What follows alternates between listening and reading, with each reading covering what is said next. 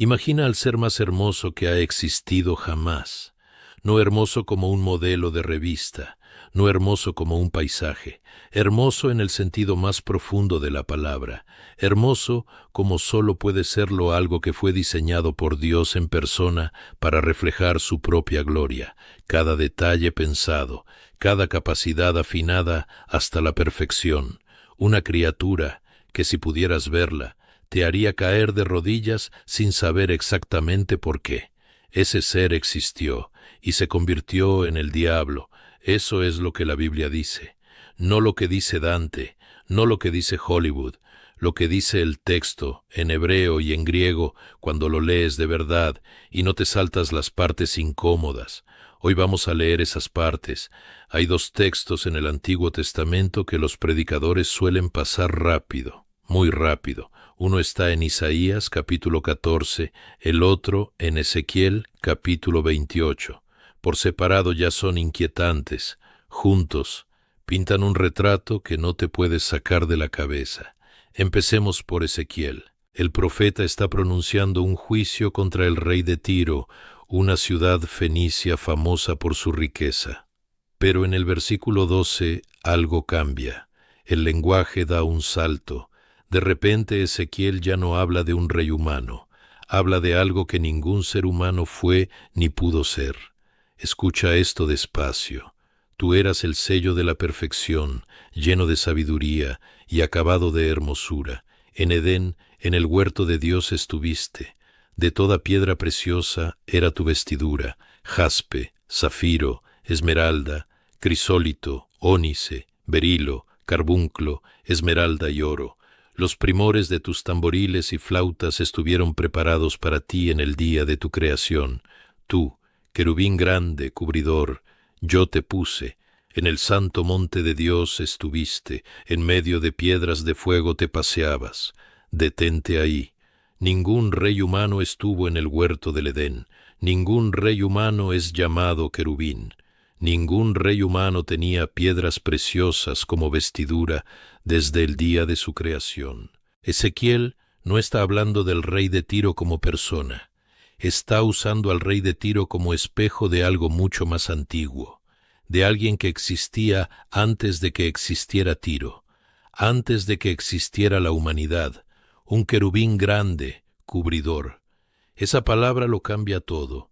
¿Qué es exactamente un querubín? Olvida los bebés gordos con alas del arte renacentista. Eso no tiene nada que ver con lo que la Biblia describe. Los querubines en las Escrituras son seres de primera categoría en la jerarquía de lo creado. En el Génesis, querubines con espada de fuego guardan el camino hacia el árbol de la vida. Encima del arca del pacto, en el lugar más sagrado del tabernáculo, las imágenes de querubines flanquean el propiciatorio, el punto exacto donde la presencia de Dios habitaba. En la visión del capítulo 1 de Ezequiel, querubines son los seres que sostienen el propio trono de Dios. No son mensajeros, no son ángeles de servicio ordinarios, son los que están más cerca de Dios. Y el querubín de Ezequiel 28 era el más grande de todos, el cubridor, el que extendía sus alas sobre el lugar donde habitaba la presencia divina. Este ser vivía en la proximidad más inmediata de Dios que puede existir para una criatura. Conocía su gloria de primera mano. La había experimentado directamente, no de oídas, no por fe, sino con la claridad de quien vive en esa presencia cada momento de su existencia, y era perfecto. El texto lo dice sin matices. Perfecto eras en todos tus caminos desde el día que fuiste creado. Desde el día que fuiste creado, lo cual significa que fue creado así. Bueno, bello, perfecto. Dios no hizo un monstruo, Dios hizo una obra maestra. Ahora va la pregunta que la mayoría de las personas nunca se hace, pero que es la más importante de todas. ¿Qué ocurrió después?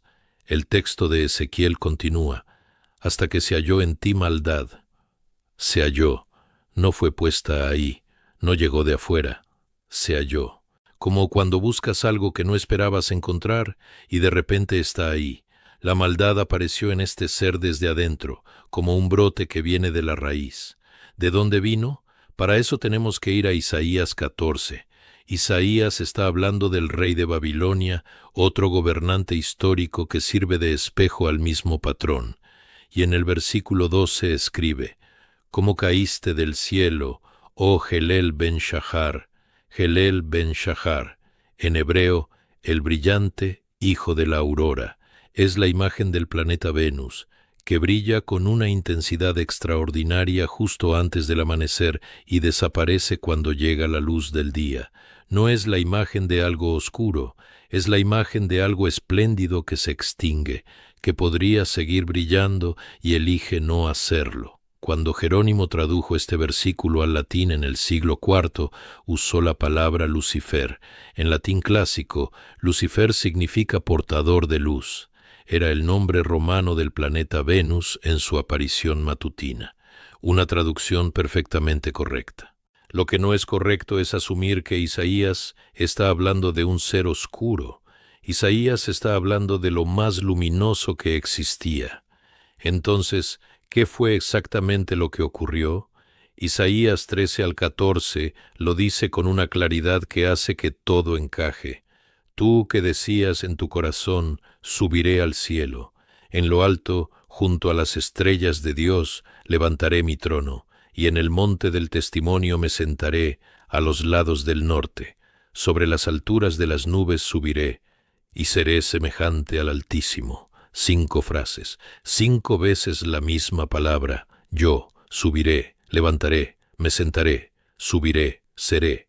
Eso es lo que se halló en él, no una debilidad, no una limitación, una ambición específica, la ambición de ocupar el lugar que no le correspondía, la ambición de la criatura que quiere ser el creador. Y aquí hay algo que me parece crucial entender. Este ser no eligió el mal porque ignoraba el bien. Lo eligió sabiendo exactamente lo que estaba haciendo. Había vivido en la presencia de Dios. Había caminado en el Monte Santo. Conocía la gloria que estaba rechazando mejor que ningún otro ser en la creación. No fue un error, fue una decisión. Jesús lo vio ocurrir. Eso suena extraño, pero es exactamente lo que él dijo. En el Evangelio de Lucas, capítulo 10, los discípulos regresan de una misión y le cuentan emocionados que incluso los demonios les obedecen. Y Jesús les responde con una frase que pasa desapercibida porque va muy rápido. Yo veía a Satanás caer del cielo como un rayo. Veía, tiempo pasado continuo, no supe que cayó, no me contaron que cayó, yo lo veía caer, Jesús estaba allí, y la imagen que elige es específica, como un rayo, no una caída lenta y degradada, un destello, una fracción de segundo en que algo brillante cruza el cielo y desaparece, el portador de luz, cayendo como luz. Hay algo poético y devastador en esa imagen que creo que Jesús eligió a propósito. Ahora viene la parte que más me interesa, la que nadie explica bien. ¿Por qué importa esto? No en términos abstractos, en términos concretos. ¿Por qué debería importarle a alguien que vive en el siglo XXI saber quién era Satanás antes de caer? La respuesta está en una sola frase de Pablo. Segunda carta a los Corintios, 11:14. El mismo Satanás se disfraza como ángel de luz, no como monstruo, no como cosa obviamente repulsiva que cualquiera puede reconocer, como luz. ¿Por qué puede disfrazarse de luz? Porque eso es lo que fue, porque conoce ese registro desde adentro, porque no está fingiendo algo que no conoce, sino imitando algo que tenía y perdió. La tentación más peligrosa nunca viene disfrazada de oscuridad, viene disfrazada de algo bueno, de algo elevado, de algo que suena a sabiduría, a libertad, a conocimiento. Recuerda lo que le dijo la serpiente a Eva en el jardín: no morirás.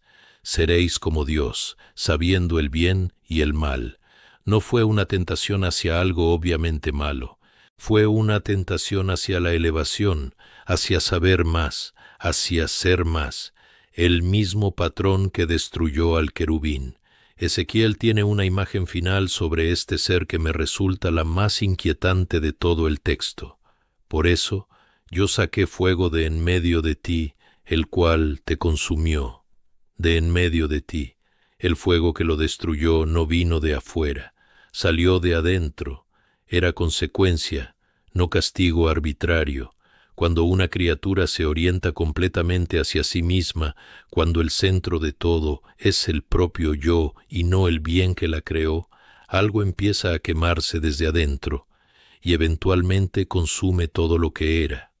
Agustín de Hipona, en el siglo IV, desarrolló esta idea con una precisión que sigue siendo difícil de superar. El mal, escribió, no es una sustancia. No es algo que Dios creó y colocó en el mundo. Es una privación, una ausencia. Como la oscuridad no es una cosa en sí misma, sino la ausencia de luz, el mal es la ausencia de bien donde debería haber bien. El querubín no fue llenado de maldad desde afuera, se vació de bien desde adentro, y lo que quedó es lo que conocemos hoy. Quiero terminar con algo que me parece la pregunta más honesta que este tema genera. ¿Por qué Dios creó un ser que sabía que iba a caer? No voy a dar una respuesta de 20 segundos a una pregunta de 20 siglos, pero sí quiero señalar algo. La libertad que hizo posible la caída del querubín es la misma libertad que hace posible que el amor sea amor.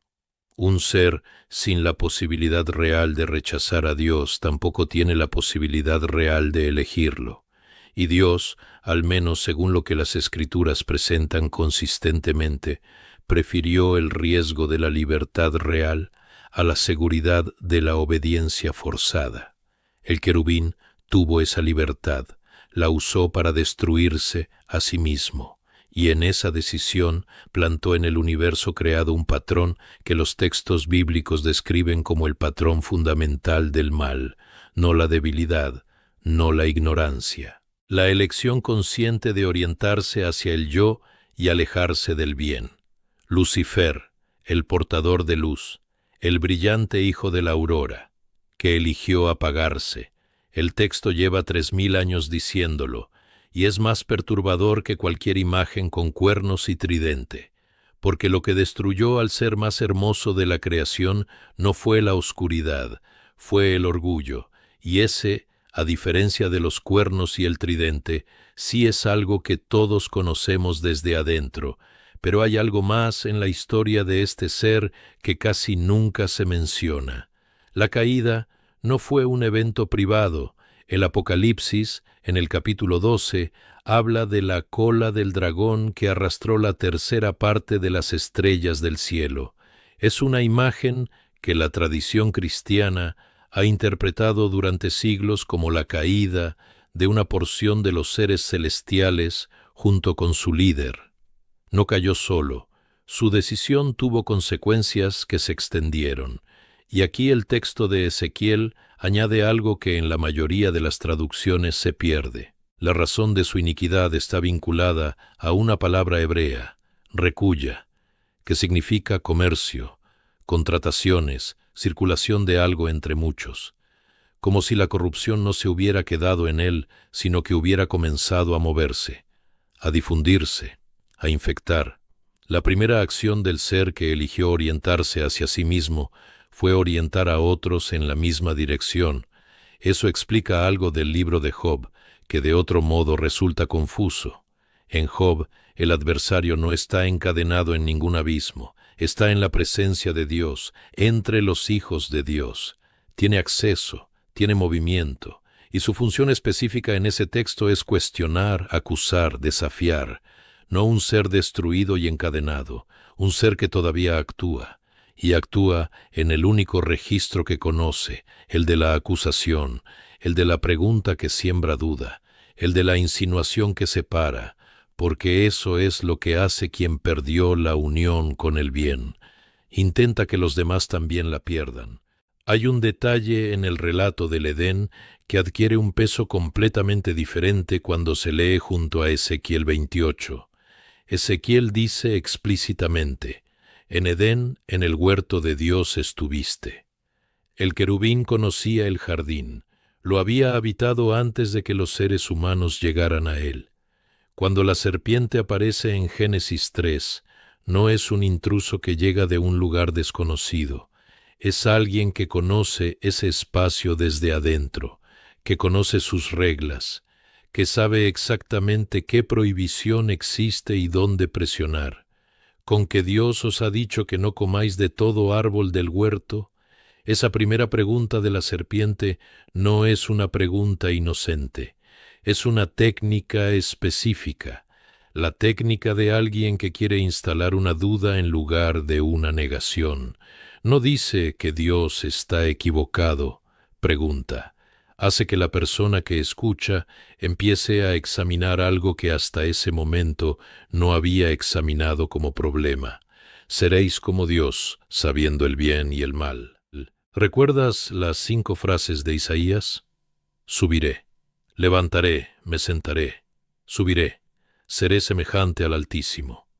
El querubín quiso ser como Dios, y lo primero que hizo al llegar al jardín fue ofrecerle a la humanidad exactamente lo mismo que él había querido para sí: ser como Dios. No fue un engaño improvisado, fue el mismo pecado exportado, la misma orientación equivocada transmitida hacia los seres que Dios acababa de crear. Eso cambia completamente cómo se lee el resto de la Biblia. Si el patrón fundamental del adversario es este, si su método no es la oscuridad bruta sino la promesa de elevación, entonces toda la historia de la redención es la historia de Dios respondiendo a ese patrón con algo completamente opuesto. El querubín quiso subir, quiso elevarse, quiso ser semejante al Altísimo por su propia voluntad. El Hijo de Dios bajó, se vació de gloria, se hizo semejante a los humanos, no por orgullo, sino exactamente por lo contrario. Filipenses 2, 6-8. Pablo describe a Jesús como alguien que, siendo en forma de Dios, no estimó el ser igual a Dios como cosa que retener. Al contrario, se despojó a sí mismo, tomó forma de siervo, se humilló hasta la muerte, el movimiento exactamente inverso. El querubín que tenía la forma de criatura quiso la posición de creador. El que tenía la posición de creador tomó la forma de criatura.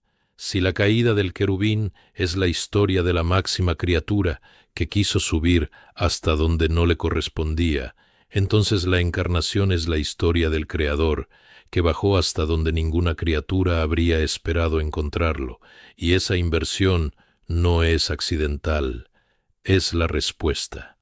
¿Qué quedó de aquel querubín?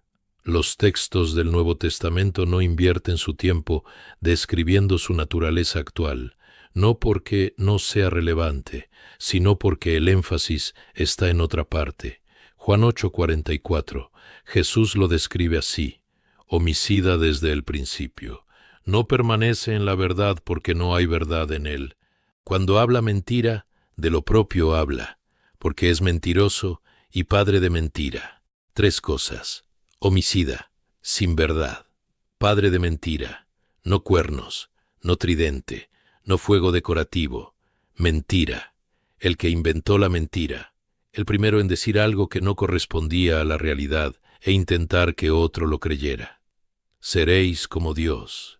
Eso fue la primera mentira registrada en la historia humana, y vino de alguien que sabía perfectamente que no era verdad, que había querido exactamente eso para sí mismo y había comprobado en carne propia lo que producía. Aún así lo dijo. Eso es lo que Jesús llama padre de mentira. No alguien que miente porque se equivoca, alguien que miente sabiendo que miente, con pleno conocimiento de las consecuencias, porque es lo único que le queda de su antigua grandeza. El portador de luz que ya no puede llevar luz, que lleva sombras con forma de luz, y que en ese disfraz, es más peligroso que cualquier monstruo evidente. Vuelvo a Ezequiel para cerrar, porque ese texto tiene las últimas palabras más precisas sobre este ser que existen en toda la Escritura. ¿Hay quien sea comparable a ti en gloria y en grandeza entre los árboles del Edén? pero tú serás derribado con los árboles del Edén a lo profundo de la tierra, comparable en gloria, comparable en grandeza. El profeta no lo describe como algo que nunca fue grande, lo describe como algo que fue lo más grande y cayó hasta lo más bajo, la distancia entre lo que fue y lo que es. Esa es la tragedia. No la oscuridad de algo que nunca tuvo luz, la oscuridad de algo que tuvo toda la luz y eligió apagarla. Y en esa elección, en ese momento en que el ser más hermoso de la creación dijo en su corazón, seré semejante al Altísimo, quedó plantada en el universo una pregunta que todavía hoy cada ser humano tiene que responder. La misma pregunta, con la misma libertad y con las mismas consecuencias posibles. Hay un último punto que no quiero dejar sin examinar. Mucha gente que escucha esta historia llega a una pregunta inevitable. Si Dios sabía lo que iba a pasar, si podía ver el resultado desde el principio, ¿por qué creó a este ser? Y más todavía, ¿por qué le dio la posibilidad real de elegir el mal? Esa es una de las preguntas más antiguas de la teología, y no voy a pretender que tiene una respuesta que satisfaga a todo el mundo. Pero sí hay algo que los textos sugieren con consistencia. La libertad que hizo posible la caída del querubín no es un defecto del diseño, es el diseño. Un universo donde los seres creados solo pudieran hacer el bien no sería un universo donde el bien existiera realmente. Sería un universo donde el bien ocurriera automáticamente, como el agua que cae hacia abajo, sin elección, sin costo, sin significado. El querubín tenía libertad real. Eso significa que tenía la posibilidad real de elegir mal, y la usó. Pero esa misma libertad es lo que hace que la lealtad tenga valor, lo que hace que el amor sea amor y no programación, lo que hace que cuando alguien elige el bien en un momento en que podría no elegirlo, esa elección signifique algo. El universo en que vivimos tiene un adversario real porque tiene criaturas con libertad real. Y tiene criaturas con libertad real porque el Creador quiso ser amado libremente, no servido por máquinas, amado por personas que pudieran no amarlo y eligieron hacerlo de todas formas. Esa es la apuesta más arriesgada de la historia, y el querubín que eligió no amar es la primera prueba de que el riesgo era real. Quiero añadir algo sobre la historia de este ser que los textos sugieren, pero que raramente se examina con la atención que merece. El querubín no cayó de golpe en un estado de maldad total e irrecuperable. Ezequiel dice que la maldad se halló en él. Ese verbo sugiere un proceso, algo que fue creciendo, una orientación que se fue consolidando. Hay un momento anterior a la caída en que el querubín ya no es perfectamente lo que fue creado para ser, pero todavía no es completamente lo que se convirtió. Eso tiene un paralelo en la experiencia humana que cualquiera puede reconocer. Nadie se despierta un día decidiendo ser una mala persona. Los procesos de degradación moral ocurren gradualmente. Primero, una pequeña orientación hacia el propio interés que en apariencia parece razonable, luego otra, hasta que un día miras atrás y no reconoces el camino que recorriste, pero ya estás lejos de donde empezaste. El querubín experimentó algo análogo a escala cósmica, y el texto de Isaías captura el momento específico donde todo se torció, el momento en que dijo en su corazón, no en voz alta, no en una declaración de rebelión abierta, en el corazón, en el espacio interior donde nadie más puede escuchar, subiré, levantaré, me sentaré, subiré, seré. 5 pensamientos que se fueron repitiendo y alimentando el uno al otro hasta que ya no eran pensamientos. Eran una orientación, una dirección, un rumbo que una vez tomado no cambió. Los santos padres de la Iglesia, particularmente los que escribían sobre la vida espiritual en los siglos III y IV, conocían bien este patrón. Lo llamaban logismos en griego, los pensamientos que si no se examinan y se rechazan, se convierten en pasiones, y las pasiones en hábitos, y los hábitos en carácter. El querubín no rechazó los logismos, los cultivó, y lo que cosechó es lo que todos hemos heredado. La conexión entre la caída del querubín y la historia humana no es sólo cronológica, no es que primero cayó él y después cayó la humanidad, es estructural, es el mismo patrón repetido. El querubín quiso ser como Dios, Eva quiso ser como Dios, y no es casualidad, es transmisión. El texto de Juan 8 dice que el diablo es homicida desde el principio, que no permanece en la verdad. Pero también dice algo que es la clave de cómo opera. Cuando habla mentira, de lo propio habla, de lo propio habla. La mentira que difunde no es algo que inventó para los demás y que a él no le afecta. Es su propia realidad interna proyectada hacia afuera. Cree que el bien no es real, cree que el amor divino es control disfrazado, cree que la humildad es debilidad y la obediencia es esclavitud. Y cuando le habla a la humanidad, le habla de eso, le habla de lo que él ve. El problema es que lo que él ve está distorsionado por la elección que tomó. Es como pedirle a alguien que lleva años mirando el mundo a través de un cristal roto que te describa el paisaje. La descripción es sincera, pero el cristal está roto. Y así lleva milenios describiéndonos el mundo, con absoluta convicción, con el cristal roto.